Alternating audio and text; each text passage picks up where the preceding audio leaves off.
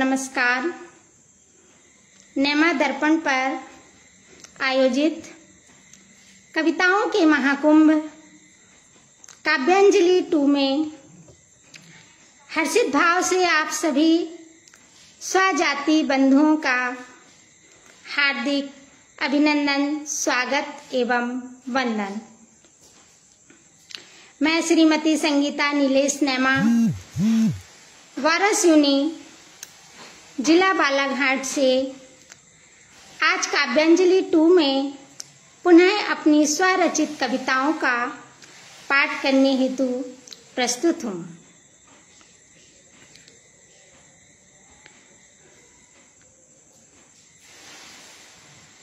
नेमा दर्पण के सभी ग्रुप मेंबर्स आदरणीय श्री प्रभु नारायण चाचा जी, श्री सिद्धार्थ गुप्ता जी, श्री दिनेश नेमा जी, नितिन नेमा जी, हमारी मातृशक्ति बहनें बहुत ही जो सक्रिय रहती हैं हमेशा नेमा दर्पण पर, जिनमें प्रमुख रूप से श्रीमती सीमा नेमा, निधि नेमा जबलपुर से, भारती नेमा जी, मनीषा नेमा, रितु नेमा मुंबई से जो हैं, श्वेता नेमा बालाघाट से, अलका नेमा भोपाल से और प्रतिमा नेमा जी छिंदवाड़ा से, ये सभी बहनें हमारी बहुत ही सक्रिय हैं और इनके अथक प्रयासों से नेमा दर्पण ने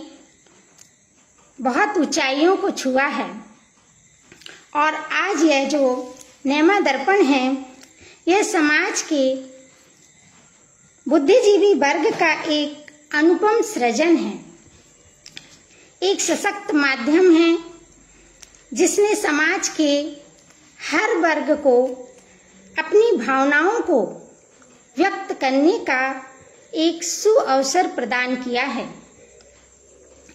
चाहे वह गायन हो, वादन हो, कोई भी वेशभूषा फैंसी ड्रेस की जो प्रतियोगिता हो, चित्रकला हो, वर वधू परिचय मंत्र हो, या आध्यात्मिक गतिविधियां हैं जो अभी जैसे श्रावण मास में शुरू हुई हैं, जिनमें काफी उत्साह देखा जा रहा है।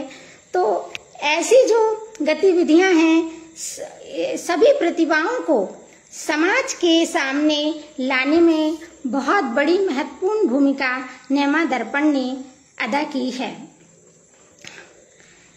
साहित्य में समाज के योगदान के विषय में मेरा जो विचार है, तो मैं यही कहना चाहूंगी कि साहित्य वह सशक्त ब्रिज है, वह सशक्त ब्रिज या पुल है जिसके द्वारा व्यक्ति समाज को अपनी वैचारिक शक्ति प्रदान करता है। साहित्यिक गतिविधियां जो भी होती हैं, वह समाज को एक सूत्र में संगठित कर सुदृढ़ता प्रदान करती हैं। समाज हमारा संगठित होता है और मजबूत बनता है। तो आज ये अवसर मुझे भी पुनः प्राप्त हुआ है काव्यांजलि 2 में सभी का आत्मीय आभार व्यक्त करते हुए, जितने भी हमारे स्वजाति बंधु जुड़ चुके हैं, मैं सभी का बहुत हृदय की गहराइयों से आभार व्यक्त करते हुए आज की काव्यांजलि का प्रारंभ माँ सरस्वती व अपनी लेखनी को नमन करते हुए शुरू करूंगी। माँ सरस्वती की वंदना हेतु 4 पंक्तियां पहले प्रस्तुत हैं। हे ईश्वरी की देवी माँ, वाणी में मधुरता दो। हे ईश्वरी की देवी माँ, वाणी में मधुरता दो। मैं गीत सुनाती हूँ, संगीत की शिक्षा दो। सरगम का ज्ञान नहीं, नालय का ठिकाना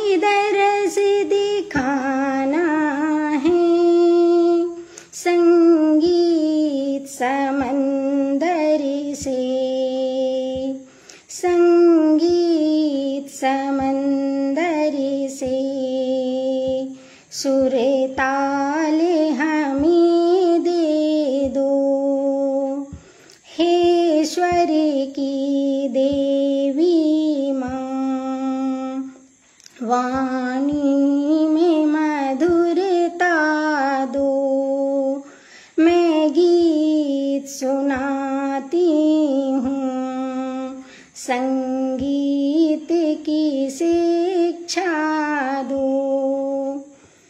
माँ सरस्वती को नमन करते हैं इन पंक्तियों के साथ, और सभी लोगों का बहुत बहुत आभार। सभी लोग जुड़ चुके हैं।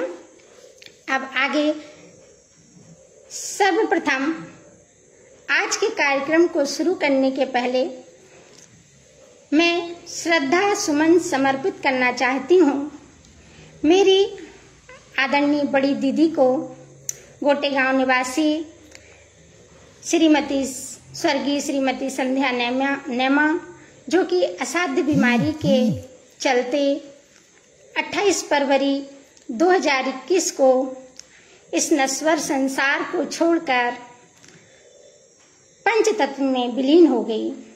बहुत ही सरल सहज स्वभाव की मेरी बड़ी दीदी, और अल्पायु ही कहें, आजकल जो 56 ईयर ओल्ड थी, ज़्यादा एज नहीं थी उनकी, और वो हम सभी को छोड़कर चली गईं।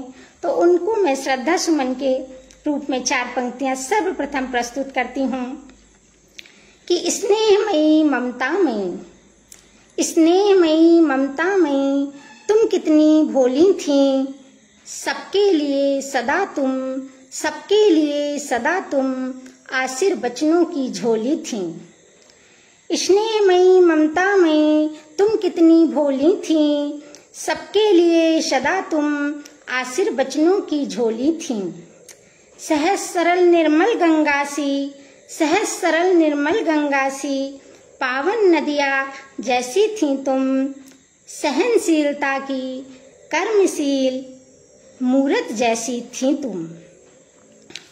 बस यही प्रार्थना है अब परम पिता से, बस अब यही प्रार्थना है परम पिता से, मेरे हृदय पटल पर, मेरे हृदय पटल पर तुम शब्द प्राण बन, मेरे हृदय पटल पर तुम शब्द प्राण बन, सदा आसीन रहना, सदा विराजमान रहना। श्रद्धा सुमन के रूप में 4 पंक्तियां मेरी दीदी को समर्पित थीं। अब चलते हैं काव्य पाठ की ओर।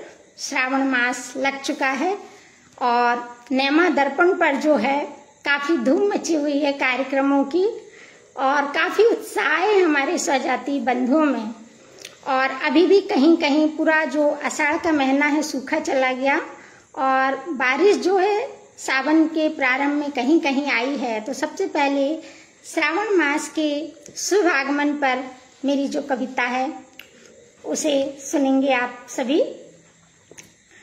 सभी जितने भी मैं देख रही हूँ कि लगभग सभी भैया भी जुड़ चुके हैं, और जितने भी संचालक मंडल के सदस्य हैं, सभी लोगों का मैं आत्मीय आभार व्यक्त करती हूँ।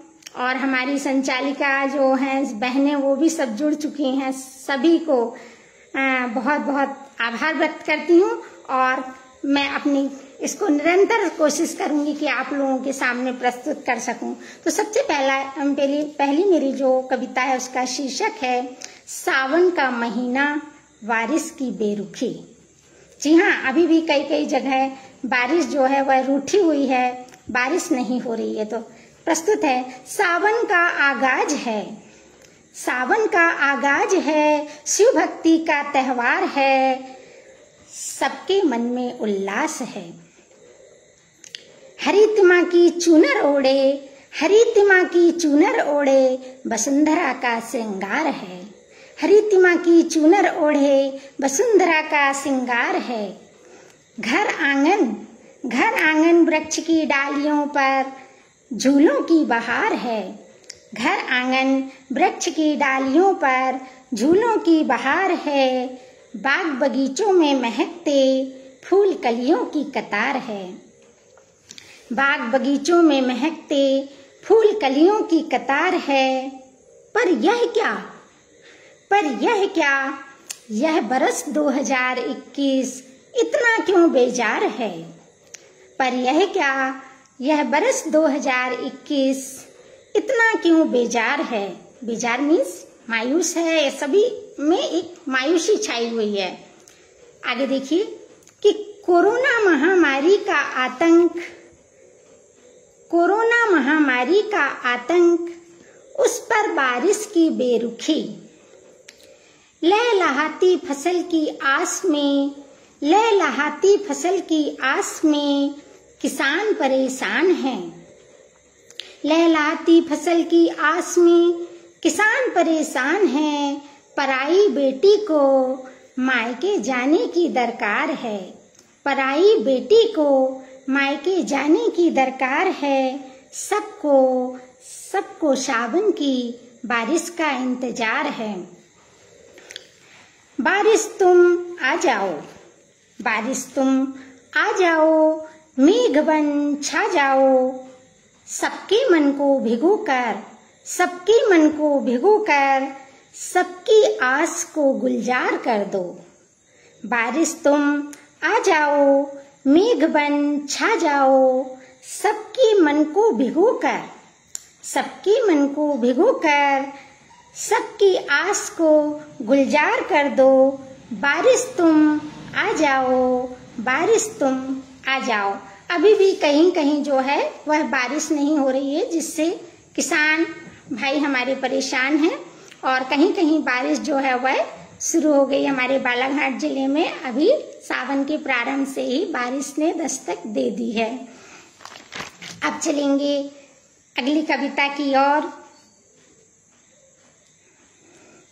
मेरी अगली कविता का जो शीर्षक है वो है हाँ मैंने तुमको देखा।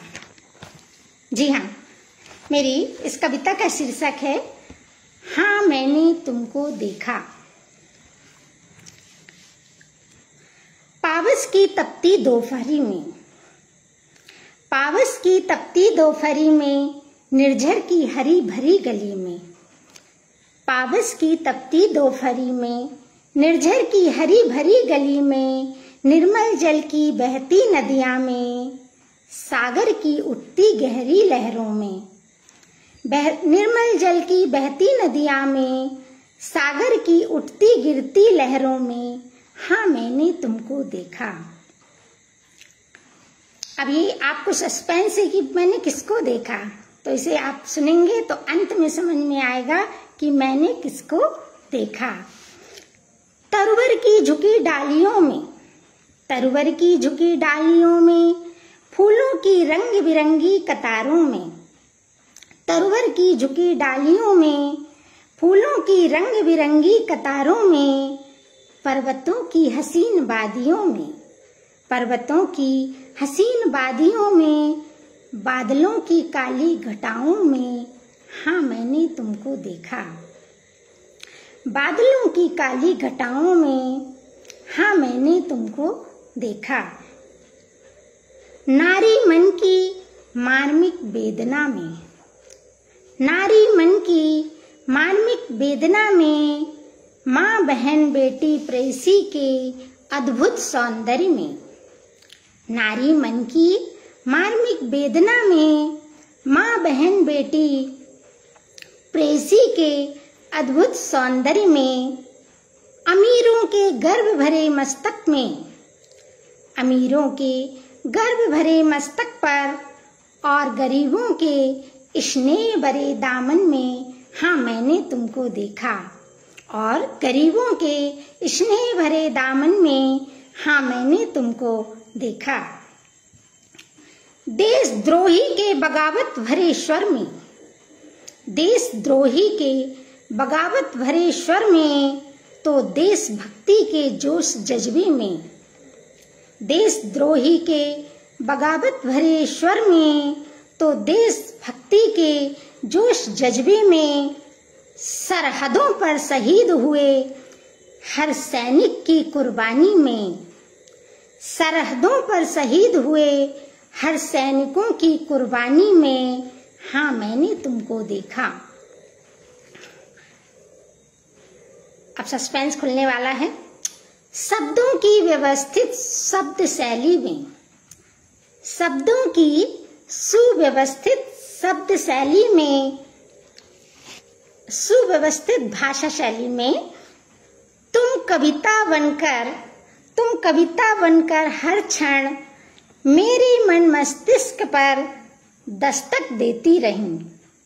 शब्दों की सुव्यवस्थित भाषा शैली में तुम कविता बन हर क्षण मेरे मन मस्तिष्क पर दस्तक देती रही। मेरे एकांत मौन जीवन में, मेरे एकांत मौन जीवन में शब्द बन कागज पर अपनी छाप छोड़ती रही। हाँ कविता, मैंने तुमको देखा, हाँ मैंने तुमको देखा।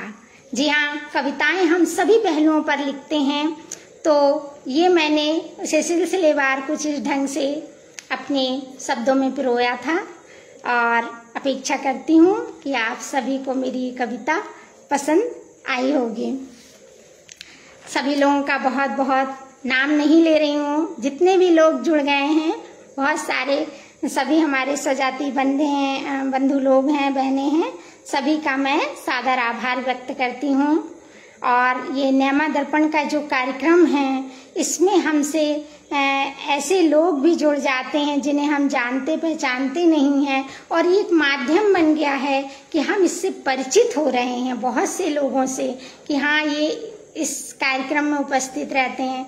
हमारे वरिष्ठ जो कवि हैं कृष्ण कुमार जी नैमा, उनको भी मैं बहुत सादर आभार व्यक्त करती हूँ। उनके जो गतिविधियाँ हैं वो इसमें फेसबुक पर या नैमा दर्पण पर कभी भी हमेशा पोस्ट उनकी आती रहती हैं। बहुत ही सुंदर उनके प्रयास रहते हैं। अब ये तो जो कविता थी, हाँ मैंने तुमको देखा, अब कविता के ऊपर लिखी थी। अब आगे चलते हैं, जो मैंने थोड़ी सी मार्मिक है। आदरणीय पापा जी भी सिवनी से जुड़ गए हैं, उनको भी बहुत बहुत धन्यवाद। जिया जी भी जुड़ गए हैं जबलपुर से, उनको भी बहुत बहुत धन्यवाद। अब मैं एक ऐसी कविता आपके सामने प्रस्तुत करूंगी जो थोड़ी सी मार्मिक है। जी हाँ, जिसका शीर्षक है दिव्यांग बेटी। दिव्यांग बेटी, जी हाँ, ये उस बेटी की कहानी है जिसने 13-14 साल की उम्र में दुर्घटना में अपने पैरों को खो दिया, और उसकी मनोवेदना को मैंने अपने शब्दों में कुछ इस तरह से पिरोया, जो आपके समक्ष में प्रस्तुत कर रही हूँ, जिसका शीर्षक है दिव्यांग बेटी। नन्ही परी नींद के आगोश में थी। नन्ही परी नींद के आगोश में थी। सहसा स्वप्न ने दस्तक दी। सहसा स्वप्न ने दस्तक दी। हौसलों के पंख लगाकर आसमां में उड़ रही थी। हौसलों के पंख लगाकर आसमां में उड़ रही थी। नन्हे नन्हे कदमों से हिरनिया जैसी दौड़ रही थी। नन्हे नन्हे कदमों से हिरनिया जैसी दौड़ रही थी, और आगे बढ़ने की चाह में पूरी ताकत झोंक रही थी। अचानक बिजली कौंधी। बादलों की गड़गड़ाहट से स्वप्न टूट गया। अचानक बिजली कौंधी। बादलों की गड़गड़ाहट से स्वप्न टूट गया। हकीकत के धरातल पर स्वयं को पाया। ये नन्ही जो परी है उसके लिए, कि हकीकत के धरातल पर स्वयं को पाया। दौड़ने भागने उड़ने के लिए पंख तो कट चुके थे। दौड़ने भागने उड़ने के लिए पंख तो कट चुके थे, पर मन की उड़ान तन की उड़ान से बहुत आगे निकल चुकी थी। पर मन की उड़ान तन की उड़ान से बहुत आगे निकल चुकी थी। आंखों में विश्वास की चमक थी, आंखों में विश्वास की चमक थी, उत्साह की उमंग थी और मन में पथ पर अग्रसर होने की चाह थी। दुर्घटना ने पैर ही तो छीने थे, दुर्घटना ने पैर ही तो छीने थे। दिव्यांग बेटी मचल उठी थी। दुर्घटना ने पैर ही तो छीने थे, दिव्यांग बेटी मचल उठी थी। मन में अरमान लिए नए पथ पर चल पड़ी थी। मन में अरमान लिए नए पथ पर चल पड़ी थी। यह स्वप्न की नहीं सच्चाई की राह थी। सदैव पथ पर अग्रसर रहूंगी, सदैव पथ पर अग्रसर रहूंगी। यह मन की उड़ान थी, यह मन की विजय थी। यह मन की उड़ान थी, यह मन की विजय थी। यह हार की जीत थी, यह हार की जीत थी। धन्यवाद। यह थी एक दिव्यांग बेटी पर की जो मैंने मनोवेदना को अपने शब्दों में पिरोया। सभी का स्वागत। सत्यम भैया भी जुड़ चुके हैं, उनका भी बहुत बहुत सादर आभार। राजेश्वरी का भी बहुत बहुत आभार। रंजना दीदी आपका भी बहुत बहुत आभार। आशीष भाई भी जुड़ चुके हैं, डॉक्टर आशीष भाई नरसिंहपुर से, उनका भी बहुत बहुत धन्यवाद। अजय कमल जी आपका भी बहुत बहुत सादर धन्यवाद। श्वेता संवेदनशील कविता आपको अच्छी लगी, बहुत धन्यवाद। अब चलते हैं प्रकृति की ओर फिर से। जी हाँ, मैं अपनी कविताओं में ज़्यादातर प्रकृति और श्रृंगार, साथ में थोड़ा सा देशभक्ति, ये मेरी कविताओं में बहुत ज़्यादा रहता है। और नारी मन की मार्मिक जो वेदना है उसको भी मैं अपने शब्दों में व्यक्त करती हूँ। तो एक छोटी सी कविता आपके सामने प्रस्तुत करूँगी कि अभी बारिश चल रही है और बारिश की बूंदों में बादलों का अक्स कैसे दिखाई देता है, इसकी परिकल्पना मैंने की है कि बारिश की बूंदों में भी बादलों का अक्स दिखाई देता है। जी हाँ, बहुत छोटी सी कविता है, लेकिन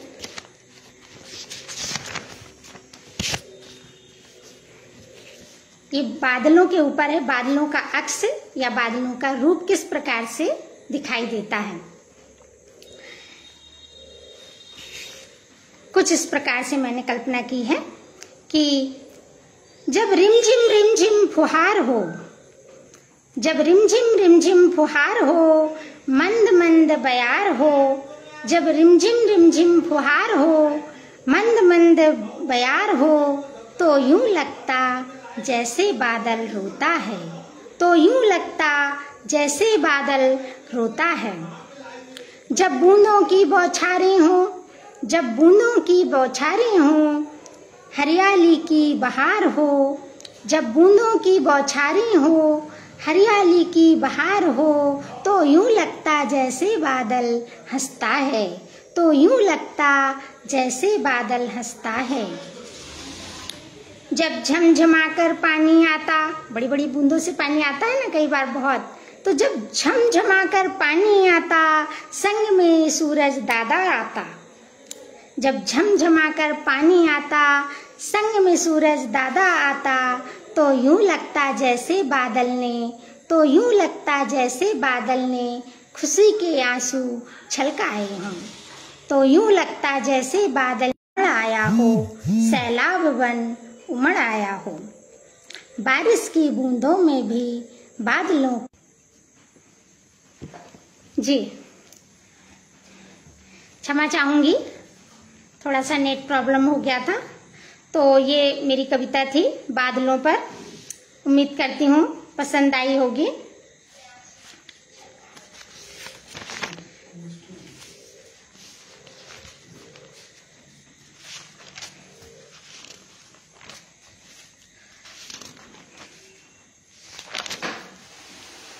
जी, आगे कार्यक्रम शुरू करते हैं। जब काव्यांजलि 2 शुरू हुआ था तो हमारे जो वरिष्ठ साहित्यकार हैं, मेरी आवाज आ रही है ना आप लोगों को? थोड़ा सा कमेंट्स कर देंगे क्योंकि नेट प्रॉब्लम हुआ था। उसके बाद मैं फिर से कनेक्ट हो पाई हूँ आप लोगों से।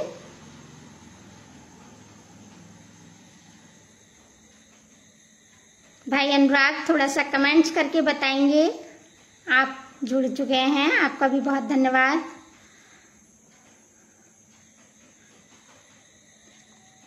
मेरी आवाज क्लियर आ रही है ना आप लोगों को? जी धन्यवाद।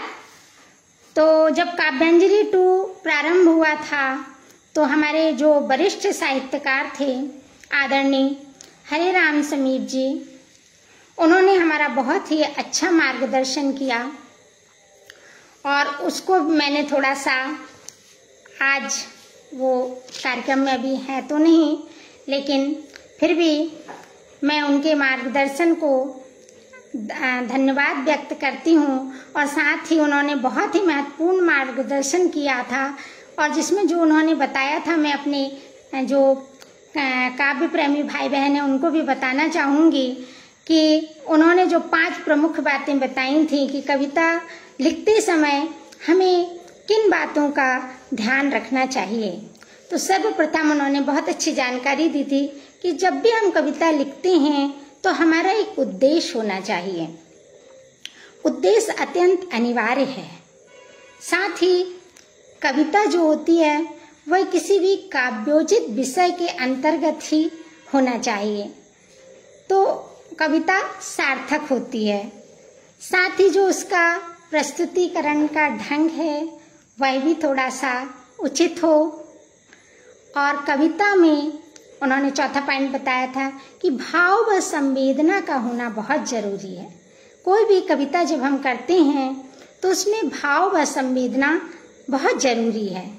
और अंतिम 5 में उन्होंने बताया था कि हमें, जैसे कविता के 5 रूप हैं, तो उसका परिचय भी होना चाहिए कि वह छंद रूप में है, मुक्त छंद रूप में है, या वह क्षणिका रूप में है, दोहे रूप में है, या गजल में है, या फिर वह हाइकू कविता के बारे में भी उन्होंने बताया था, जो 5-7-5 वर्ण यानी कि लगभग 17 वर्णों में लिखी जाती है।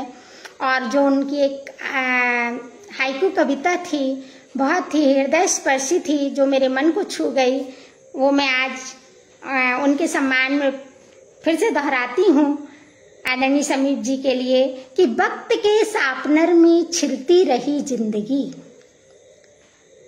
वक्त के शार्पनर में, शार्पनर जो हमारा पेंसिल कटर वो होता है, वक्त के शार्पनर में छिलती रही जिंदगी, मैं बनाता रहा जिंदगी को नौकदार, मैं बनाता रहा जिंदगी को नौकदार। बहुत ही हृदय स्पर्शी थी। और एक छोटा सा प्रयास मैंने भी हाइकू कविता के लिए किया वर्तमान परिस्थिति पर, कोरोना काल को लेकर।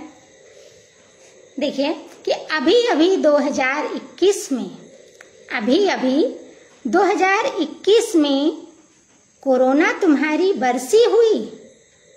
अभी 2021 में कोरोना तुम्हारी बरसी हुई, फिर तुमने दूसरी लहर में ले लिया पुनर्जन्म। जी हाँ, यह हाइकू कविता मैंने भी एक प्रयास किया। मैं बहुत आभार व्यक्त करती हूँ हमारे वरिष्ठ प्रबुद्ध जन साहित्यकारों का, जिनका इतना सुंदर व महत्वपूर्ण मार्गदर्शन प्राप्त हुआ था। अब मैंने आज काव्य पाठ के दौरान एक छोटी सी लघु कथा भी इसमें शामिल की है, जो अब मैं प्रस्तुत करूंगी। और ये भी एक किसान के ऊपर मैंने, छोटी है, ज़्यादा लंबी लघु कथा नहीं है, एक ऐसे किसान के लिए जो वर्तमान में बारिश की बेरुखी से परेशान है। तो प्रस्तुत है ये छोटी सी लघु कथा जिसका शीर्षक है बुधिया। बुधिया। आज भोर बहुत ही सुहानी थी। आज भोर बहुत ही सुहानी थी। चिड़ियों की चहचहाहट व कोयल की कूक वातावरण में गुंजायमान थी। आसमान पर मेघों ने अपना डेरा डाल दिया था। आज बुधिया बहुत खुश था। आसमान पर मेघों ने अपना डेरा डाल दिया था। आज बुधिया बहुत खुश था। मौसम की पहली बारिश जो होने वाली थी। पौ फटते ही, सुबह होते ही, पौ फटते ही बुधिया खेत की ओर चल पड़ा। राह चलते गांव से गुजरते हुए सभी को पहली बारिश आने की जैसे सूचना दे रहा हो।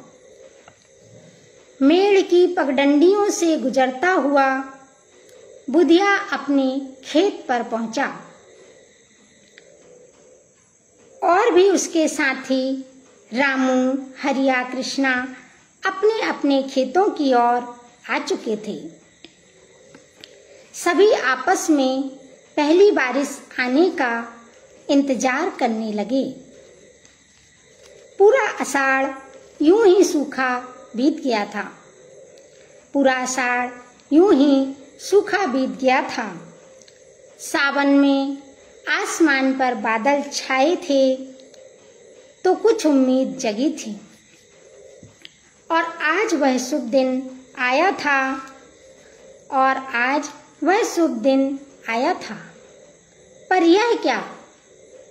पर यह क्या ज्यों-ज्यों दिन चढ़ने लगा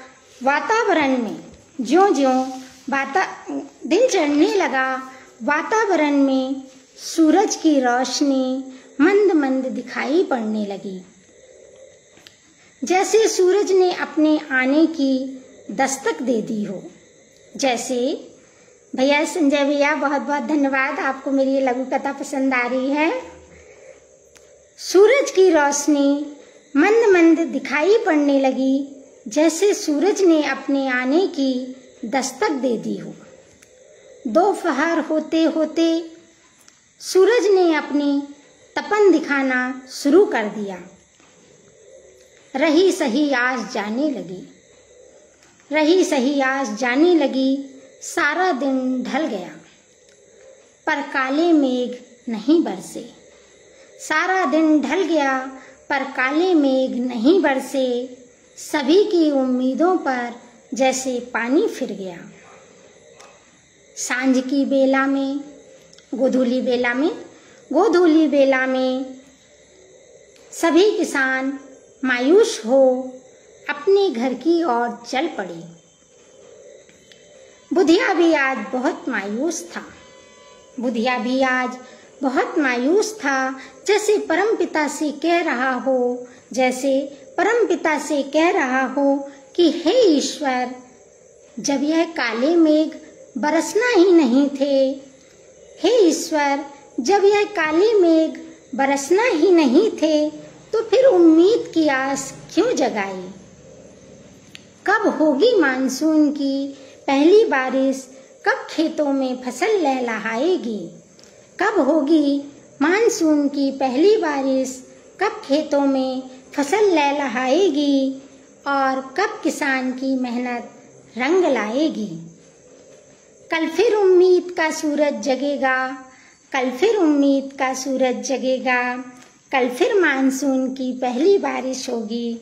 कल फिर मानसून की पहली बारिश होगी और सबको उसका इंतजार रहेगा। तो ये छोटी सी लघु कथा थी बुधिया, जो मैंने लिखी कि किसान कितने परेशान हो जाते हैं जब समय पर बारिश नहीं होती। हमारे देश के अन्नदाता, तो उनको भी नमन करते हैं। और भाभी भी जुड़ चुकी हैं। भाभी को कहानी पसंद आई, बहुत बहुत धन्यवाद। प्रीति भाभी छिंदवाड़ा से जुड़ी हैं। दिनेश नेमा जी, आपका भी बहुत बहुत धन्यवाद। लघु कथा अच्छी लगी आपको। दोस्तों, असमय बारिश जो हुई, असमय बारिश जो कभी होती है कभी नहीं होती, कोरोना महामारी का प्रकोप, मौत का भयावह तांडव, और ये सब ईश्वर की मर्जी नहीं है। यह सब ईश्वर की मर्जी नहीं है, बल्कि उसकी बनाई प्रकृति से खिलवाड़ करने का जो सबक है, वह है मानव को एक सबक है। क्योंकि हम लोग जाने अनजाने बहुत सी ऐसी गलतियां करते जाते हैं जिससे यह सब हमें आज समय देखना पड़ रहा है। तो ये इसे आदरणीय अजय कमल नेमा जी भी जुड़ चुके हैं, बहुत पसंद आई उनको, उनका मैं बहुत धन्यवाद व्यक्त करना चाहूँगी। जो अजय कमल नेमा जी कहानी परिवार से जो हैं शायद, तो मैं उनका बहुत आत्मीय आभार व्यक्त करूंगी, जिन्होंने अपने पूर्वजों की स्मृति में काव्यांजलि वन में सभी प्रतिभागियों को न केवल सम्मान पत्र से सुशोभित किया, और बल्कि समाज के लिए और सभी के लिए वह एक प्रेरणा स्रोत भी बने। तो उनका जो है, मैं आज इस काव्यांजलि के माध्यम से समस्त नेमा दर्पण परिवार की ओर से हृदय की गहराइयों से धन्यवाद अर्पित करती हूँ, जिन्होंने सुरमिला अलंकरण सम्मान से सभी को सम्मानित किया काव्यांजलि वन में, और दूर दूर तक बैठे हुए, आज हम बालाघाट जिले में भी बैठे हैं तो वो सम्मान हम तक पहुंच चुका है। तो ये उनका बहुत बहुत आभार है, बहुत बहुत हृदय की गहराइयों से। मैं आदरणीय जो कहानी परिवार से हैं अजय कमल जी नेमा, उनका मैं बहुत आत्मीय आभार व्यक्त करती हूँ। मंजूषा जी का भी बहुत धन्यवाद। मंजूषा जी भी आजकल बहुत सक्रिय रहती हैं, उनके जो सोमवार को विचार आते हैं काफ़ी सार्थक होते हैं वो। जी धन्यवाद बहुत। हमारे अर्पित बेटे भी जुड़ चुके हैं, उनको भी बहुत अच्छा लगा, उसका भी बहुत बहुत धन्यवाद। अब चलते हैं अगली कविता की ओर। समय तो है अभी, तो मैं यह बता रही थी कि जो असमय प्रकृति का प्रकोप है, इस पर मैंने एक दो क्षणिकाएं लिखी हैं जो आप सभी के सामने अब प्रस्तुत करूंगी। सबसे पहले लॉकडाउन के समय पर जिसे मैंने लिखा था, दो क्षणिकाएं आपके सामने प्रस्तुत हैं। चहूं और सन्नाटा है, चहूं और सन्नाटा है, दिन के उजालों में भी अंधेरा गहराया है। चहूं और सन्नाटा है, दिन के उजालों में भी अंधेरा गहराया है। मौत का भय सब पर भारी है, मौत का भय सब पर भारी है। प्रकृति का क्रोध कोरोना महामारी है, प्रकृति का क्रोध कोरोना महामारी है। दूसरी क्षणिका है मेरी। धरा सिसक रही है, धरा सिसक रही है, धरा क्रदन कर रही है। धरा सिसक रही है, धरा क्रदन कर रही है। प्रकृति की चोट बहुत भारी है, प्रकृति की चोट बहुत भारी है। कोई नहीं जानता कब किसकी अंतिम बारी है, कोई नहीं जानता कब किसकी अंतिम बारी है। बस एक क्षण, बस एक क्षण, बस एक पल ईश्वर के पास जाने की तैयारी है। जी हाँ, जो दूसरी लहर आई थी उस समय इतनी ज़्यादा स्थिति ऐसी बन चुकी थी कि सबको बहुत, तो ये उस दौरान मेरी लिखी गई दो क्षणिकाएं थी जो मैंने प्रस्तुत की। तो यदि हम पर्यावरण को सुरक्षित रख सकें, अपनी जो धरती पर बढ़ता प्रदूषण है, वृक्षों की कटाई है, जीवनदायिनी नदियों का जो प्रदूषण है, यदि उसको हम रोक सके तो शायद हम इन सब परिस्थितियों का सामना हमें ना करना पड़े। तो इसी क्रम में अब आगे चलते हैं। तो जो मेरी कविता है वो नारी पर मैंने लिखी है। अस्तित्व का सवाल। जी हाँ, नारी का अस्तित्व वह जन्म से लेकर उसकी जो जन्म यानी बचपन, फिर युवा, फिर प्रौढ़ावस्था और फिर वृद्धावस्था, उसके अस्तित्व पर हमेशा एक सवाल रहता है। ये मेरे जो मन की भाव हैं, इसको मैंने कविता में पिरोया है। और